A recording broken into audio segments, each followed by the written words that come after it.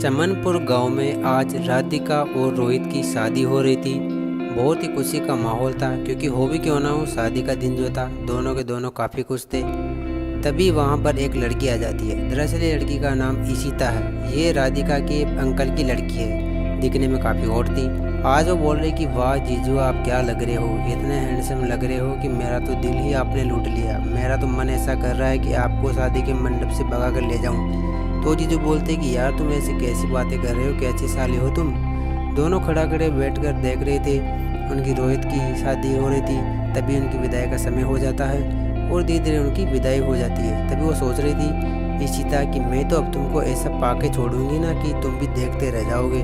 तभी वो दोनों आपस में खड़े खड़े देख रहे थे। ईशिता के मन में लालच था कि क्यों ना आज मैं जीजू को आजमा कर देखूं। वो जीजू को अपनाने के लिए काफ़ी मेहनत करती है। अगले दिन रोहित और उसकी पत्नी दोनों अपने बेडरूम में सोते हुए थे। उसके पति, उसके जो पिताजी थे, वो घूमने के लिए बाहर चले जाते हैं। तभी एक दिन की बात है, एक दिन अच्छा दिन था। तभी रोहित बोलता है राधिका से कि यार आज मेरा ऑफिस जाने का मन नहीं कर रहा है, क्योंकि मैं क्या करूं, मेरा वहाँ जाने का आज मन ही नहीं कर रहा है। तुम इतनी खूबसूरत जो लग रही हो, आज तो तुम्हारे साथ दिन बिताने का मेरी इच्छा कर रही है। क्या तुम्हारी मर्जी है तो मैं रुक सकता हूँ। काफ़ी देर तक दोनों में काफ़ी प्रेम हुआ, यहाँ तक कि वो हाथापाई पर भी आ गई। दोनों में काफ़ी अच्छा प्रेम भी हुआ। बातें चीतें करने लगे, रोमांस का मूड बन गया उनका धीरे धीरे, और अच्छी तरीके से काफ़ी प्रेम से बातें वो करने लगे। उनका समय व्यतीत होने वाला था।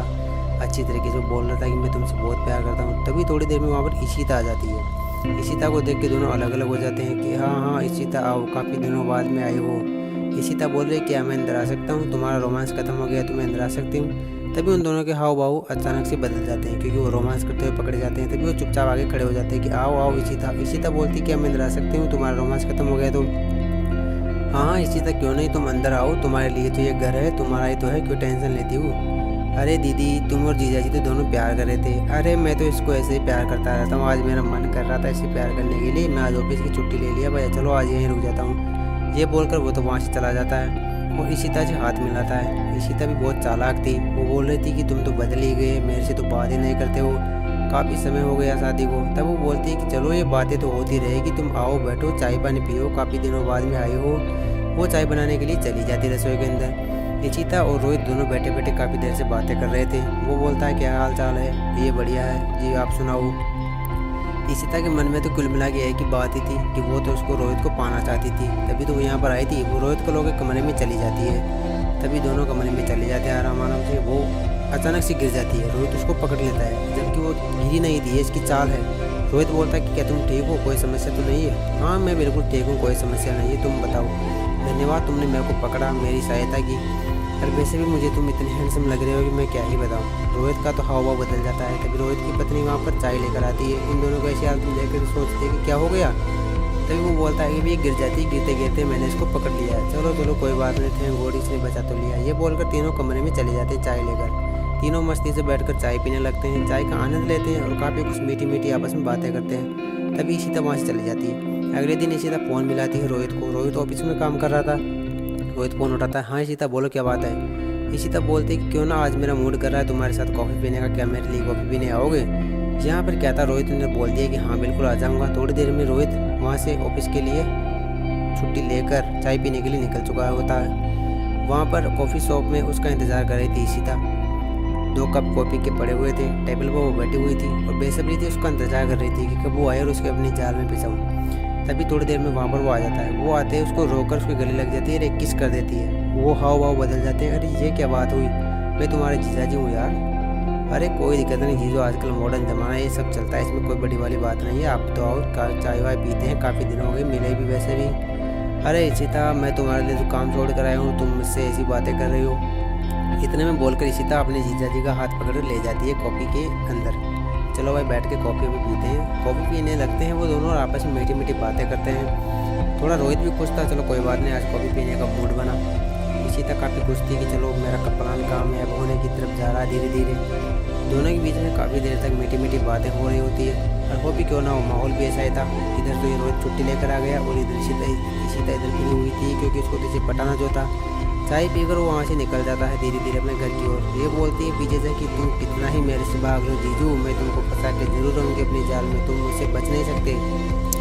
क्योंकि इसकी काफ़ी अच्छी प्लानिंग थी उसको फंसाने की। वैसे भी ये तो सोच ही रखी थी कि एक ना एक दिन तो मैं तुमको पाकर ही रहूँगी, तुम अपनी खूबसूरती का घमंड दिखाओ या ना दिखाओ, मैं तुम्हें पाकर ज़रूर रहूँगी।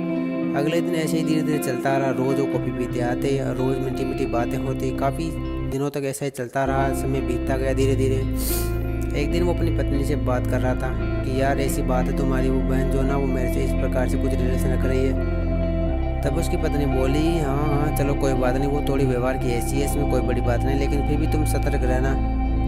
पति बोलता है कि हाँ मैं तो बिल्कुल सतर्क हूँ, लेकिन मुझे उसकी जो हरकतें हैं वो बिल्कुल अच्छी नहीं लगी, क्योंकि वो काफ़ी मेरे पास में आकर मेरे किसी चिपटा चपटी करने लगती है, मेरी किस करने लगती है। तब वो बोलती है कि हाँ वो थोड़ी व्यवहार की ऐसी है, वो तुम में से तुम्हारे ऊपर उसके प्यार की नज़र है, वो तुमको फंसा ना ले गई। ऐसा कहकर वो पत्नी वहाँ से चली जाती है। ईशिता तभी वहाँ पर आ जाती है। ईशिता इस बार मॉडर्न ड्रेस पहन कर आती है कि क्यों ना आज मैं उसको फंसा के रहूँगी, अपनी पोषण में दिखाकर अपने प्यार में उसको फंसा के रहूँगी। काफ़ी देर तक वो मन ही मन बातें करती रहती है कि क्यों ना आज तो उसको फंसा ही लिया जाए। ये बोलकर वो बियर की बोतल लेकर वहाँ से चली जाती है और रोहित के घर में चली जाती है। 2 बियर की बोतल ले जाती है, गिलास ले जाती है। बियर की बोतल देखकर काफ़ी खुश हो जाता है रोहित। अरे वाह, मैं तो कभी शराब के हाथ नहीं लगा था, तुम बियर लेकर आई हो। चलो कोई बात नहीं, वैसे भी शादी के बाद मैंने कभी पी नहीं है, तुम कर रहे हो तो एक एक पैक पी ही लेता हूँ। दोनों में काफ़ी अच्छी बातें होती है और पैक उठाकर दोनों चीयर्स करने लगते हैं, पैक पीने लगते हैं। वैसे भी इधर ईशिता का तो पीने का कोई प्लान नहीं था, उसका तो मन ही ये था कि वो रोहित को टल्ली करके उसके चकमा देकर उसे अपना बना ले। काफ़ी देर तक वो काफ़ी पी चुका था, 3-4 पैक पी चुका था, तो उसको काफ़ी चढ़ गई थी। तभी ईशिता मन ही मन सोचते कि ये अच्छा मौका, ये नशे में है, इसको अपने जाल में फंसाने का ये बहुत ही अच्छा समय है। काफ़ी मन ही मन वो गुटक मटाती रही ताकि उसको अच्छी तरीके से फंसाया जा सके। वो उसको नशे में देखकर उसकी गोद में आकर बैठ जाती है, उससे खिलवाड़ करने लगती है। वो फिर उसे दूर भगा देता है कि तुम जाओ, लेकिन वो फिर नहीं मानती है, फिर पास में आ जाती है। ऐसा ही काफ़ी देर तक चलता रहा। तभी उसकी पत्नी वहाँ पर आ जाती है। उन दोनों को इस कंडीशन में देखकर वो काफ़ी चौंक जाती है कि ये कैसे हो सकता है, मेरे पति तो कभी शराब के हाथ नहीं लगाते हैं। वो जो है ईशिता को धमकाने लगी। ईशिता उल्टा इसके पति पर इल्ज़ाम लगाने लगी कि देखो दीदी, इसने मेरे जीजाजी ने मेरे को शराब पीकर हाथ लगाया, मेरे साथ गंदी हरकतें की, मैं अब किसको मुंह दिखाऊंगी, मेरे साथ तो हालत ही खराब हो रही है। इस प्रकार से ईशिता ने अपनी दुख भरी कहानी अपनी दीदी को सुनाई और वो बोला कि मैंने कुछ नहीं किया, मैं क्या करूँ, मैं तो नशे में हूँ, मैंने तो इसने शराब पिला दी, इसमें मेरी कोई गलती नहीं है। वो बोलती कि दीदी जीजाजी झूठ बोल रहे हैं, ये काफ़ी शराब पी चुके हैं, ये नशे में, इनको अभी तक कुछ पता नहीं है। वो बोलती है, उसने एक चाटा लगाया उसके कि तू झूठ बोल रही है, अपने जीजाजी के बारे में अच्छी तरीके से जानती हूँ, वो कैसे आदमी है, वो आज तक कभी शराब के हाथ नहीं लगाते हैं, सब कुछ तुम्हारी गलती है, तुमने उनको ज़बरदस्ती शराब पिलाई होगी और उसके साथ गंदी हरकतें कर रही होगी। वैसे भी वो काफ़ी समय से मेरे को बता रहा है कि ईशिता की लक्षण है वो काफ़ी ठीक नहीं है। और वैसे वहाँ पर मेरे CCTV कैमरे लगे हुए हैं, मैंने सब कुछ देख लिया था, सारी करतूतें तुम्हारी है। मेरे पति के ऊपर इंजाम लगाने से पहले 10 बार सोच लिया करो। तुम्हारी नीच घटिया हरकत को देखकर मुझे शर्म आती है कि तुम मेरी बहन हो। इस प्रकार से काफ़ी उसको ताने मारती रही। वो शौक हो गई और वहाँ से चली गई दुखी होकर, जबकि इसमें क्या बड़ी की बात है, उसको तो जाना ही था। इस प्रकार से वो एक दिन आई, उसको सोच लगा कि हमने बहुत बुरा किया और फिर वापस उन दोनों की पति पत्नी की जीवन अच्छी रही।